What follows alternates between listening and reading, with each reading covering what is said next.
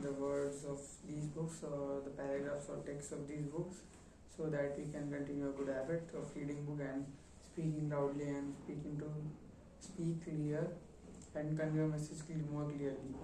So we are going to start with the next chapter of the first chapter, or the next topic of first chapter, that is why small habits make a big difference. It is so easy to overestimate the importance of one defining moment and underestimate the value of making small improvements on a daily basis. Too often we convince ourselves that massive success requires massive action, whether it is losing weight, building a business, writing a book, winning a championship, or achieving any other goal. We put pressures on ourselves to make some earth-shattering improvements that everyone will talk about. Meanwhile, improving by 1% isn't particularly notable. Sometimes it isn't even noticeable, but it can be far more meaningful, especially in the long run. The difference a tiny improvement can make over time is astounding. Here's how the math works out. If you can get 1% better each day for 1 year, you will end up 37 times better by the time you are done. Conversely, if you get 1% worse each day for 1 year, you will decline nearly down to zero. What starts as a small win or a minor setback accumulates into something much more.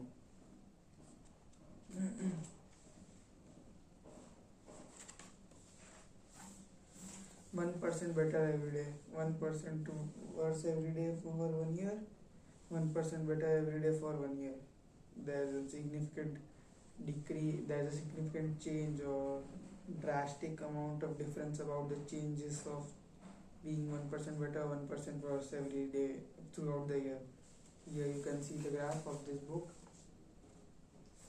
So, in this figure, it is said that the effects of small habits compound over time.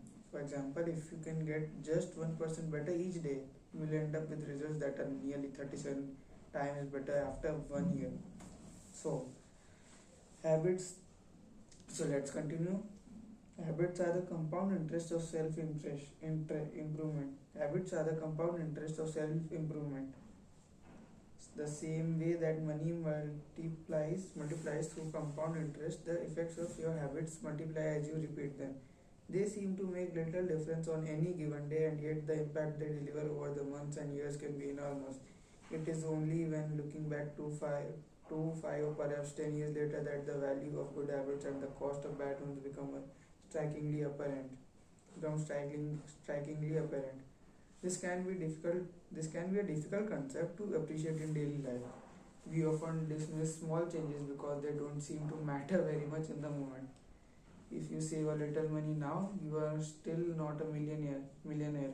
If you go to the gym 3 days in a row, you are still out of the shape. You study Mandarin for an hour. Tonight you still haven't learned the language. We make few changes, but the results never seem to come quickly, and so we slide back into our previous routines. Unfortunately, the slow pace of transformation also makes it easy to let a bad habit slide. If you eat an unhealthy meal today, the scale doesn't move much. If you work late tonight and ignore your family, they will forgive you. If you procrastinate and put your project off until tomorrow, there will usually be time to finish it later.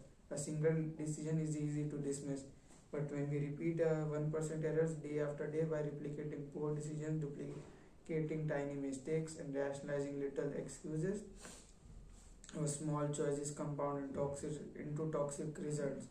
It's the accumulation of many missteps, a 1% decline here and there, that eventually leads to a problem. The impact created by a change in a habit is similar to the effect of shifting the route of an airplane by just a few degrees. Imagine if you're flying from Los Angeles to New York City, if a pilot leaving from LAX adjusts the heading just 3.5 degrees south, and you will land in Washington DC instead of New York. Such a small change is barely noticeable at takeoff. The nose of the aeroplane moves just a few feet, but when magnified across the entire United States, you end up hundreds of miles apart. Similarly, a slight change in your daily habits can guide your life to a very different destination. Making a choice that is 1% better or 1% worse seems significant in the moment, but over the span of moments that make a lifetime, these choices determine the difference between who you are and who you could be. The success is the product of daily habits, not once in a lifetime transformation. That said, it doesn't matter how successful or unsuccessful you are right now. What matters is whether your habits are you are putting what matters is whether your habits are putting you on the path towards success. You should be far more concerned with your current trajectory than with your current results. If you're a millionaire but you spend more than you earn each month, then you are on a bad trajectory. If your spending habits don't change, it's not going to end well. Conversely, if you are broke but you save a little bit every month, then you are on the path toward financial freedom, even if you are moving slower than you would like. The outcomes are a lagging measure of your habits. Your net worth is a lagging measure of your financial habits. Your weight is a lagging measure of your eating habits. Your knowledge is a lagging measure of your learning habits. Your clutter is a lagging measure of your cleaning habits. You get what you repeat. If you want to predict where you will end up in life, all you have to do is follow the curve of tiny gains and or tiny losses and see how your daily choices will compound 10 or 20 years down the line. Are you spending less than you earn each month? Are you making it into gym each week? Are you reading books and learning something new each day? Tiny habits, tiny battles like these are the ones that will define your future self. Time magnifies the margin between success and failure. It will multiply whatever you feed it. Good habits make time your ally. Bad habits make time your enemy. Habits are a double-edged sword. Bad habits can cut you down just as easily as good habits can build you up. Which is why understanding the details is crucial. You need to know the habits, how habits work, and how to design them to your liking, so you can avoid the dangerous half of the blade. So I think that's enough for today. So we will continue from next time from the topic your habits can compound for you against you. So I think that's going to be a very interesting topic. Thank you.